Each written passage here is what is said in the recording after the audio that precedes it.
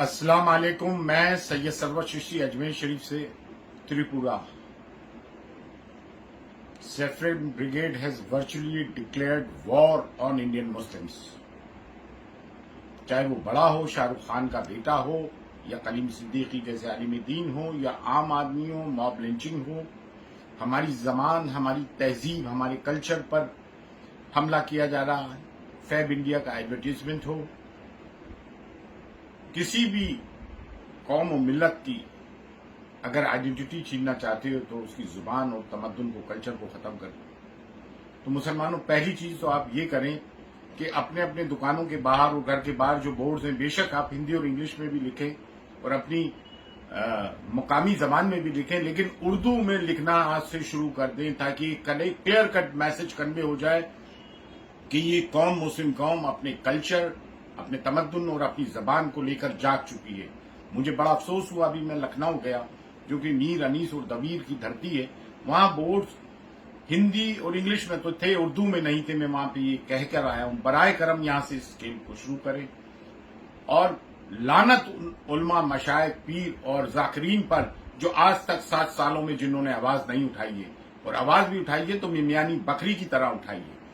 जब से ये नरेंद्र मोदी, अमित शाह और इनकी हुकूमत आई है, इनके आने से मुसलमानों पे कहर बर्पा हो गया। बांग्लादेश में जो बेचारे हिंदू भाइयों के साथ जुल्म हुआ, हम उसकी भी सख्त तरीन अल्फाजों में मजम्मत करते हैं, क्योंकि हम माइनॉरिटी में हैं, अल्पसंख्यक हैं। हम माइनॉरिटी के दुख दर्द को अच्छी तरह से समझते हैं।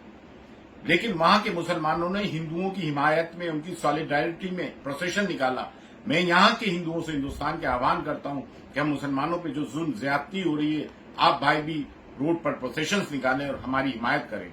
और मुसलमानों को भी सीए एनआरसी में जो प्रोटेस्ट किया था डेमोक्रेटिक तरीके से, उसी तरह से हमें रोड पे आना पड़ेगा और कानून का दरवाजा खटखटाना पड़ेगा।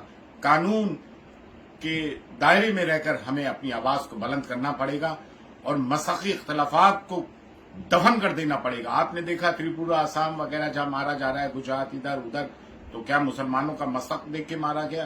त्रिपुरा में जो मस्जिद जली, क्या ये देखकर जलाई गई कि बरेलवी की है, देवबंदी की है, अहले हदीस की है? आप हमें जवाब दीजिए ना इस बात का।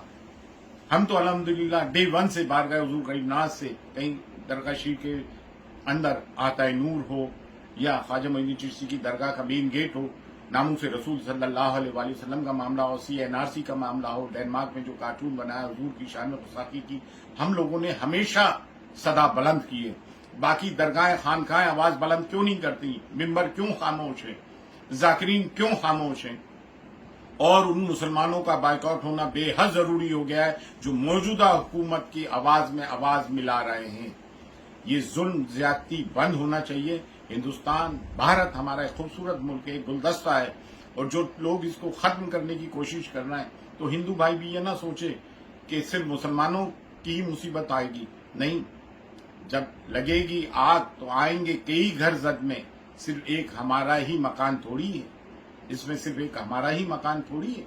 तो इसमें ये जब देश जलेगा तो सब बर्बाद होंगे। इस देश को बचाएं, इस देश के कॉन्स्टिट्यूशन को बचाएं और इस फैसिस्ट रिजिम को दफा करें, क्योंकि यूपी में इलेक्शंस हैं और इलेक्शंस में ये जो है इसका फायदा उठाने के लिए ये चीज कर रहे हैं। और एक चीज मैं और कहना चाहूंगा, भाई किसी को तो अपना एक लीडर मान के चलो। आपने अवैसी साहब को बीजेपी पार्ट 2 कह दिया, क्यों? मुसलमानों को अपनी पार्टी बना के इलेक्शन लड़ने का हक नहीं है कि दूसरी पोलराइजेशन हो जाएगा, मुस्लिम वोट बढ़ जाएगा? कब तक हम सेकुलर पार्टीज के बहाने में आए? 72 साल देख लिया। हमारी भी अपनी तंजीमी सियासी तंजीम होना चाहिए, लेकिन हाँ, किसी सो कॉल्ड सेकुलर पार्टी के साथ मिलकर कोलिशन पार्टनर बनना चाहिए।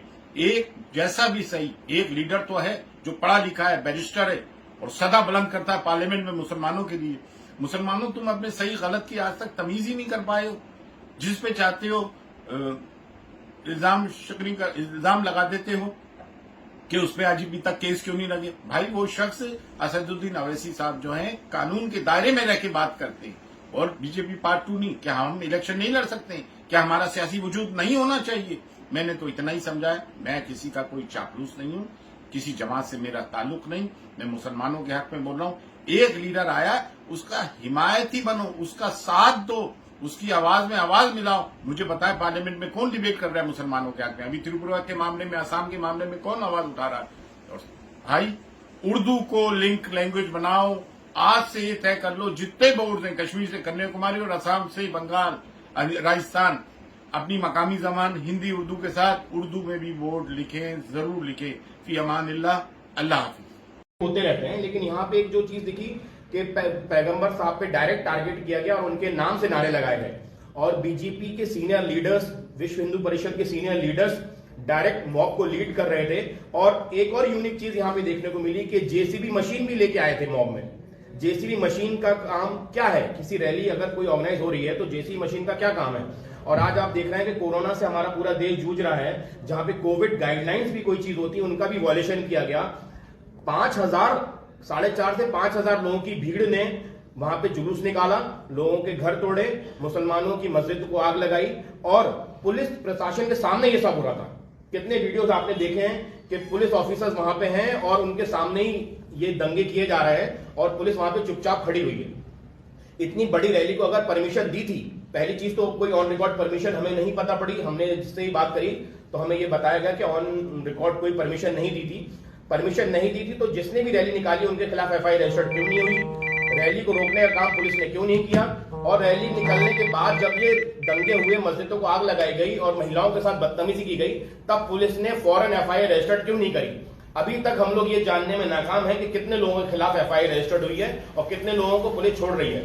त्रिपुरा पुलिस कई बार ये बयान दे चुकी है कि बाहर से कुछ लोग आके हमारे यहाँ की स्टेट का माहौल खराब करना चाह रहे हैं, झूठी खबरें फैला रहे हैं। तो मैं ये कहना चाहता हूं कि फिर त्रिपुरा पुलिस ने उन बाहर के लोगों के खिलाफ एफआईआर रजिस्टर्ड क्यों नहीं करी? उनको जेल में क्यों नहीं डाला?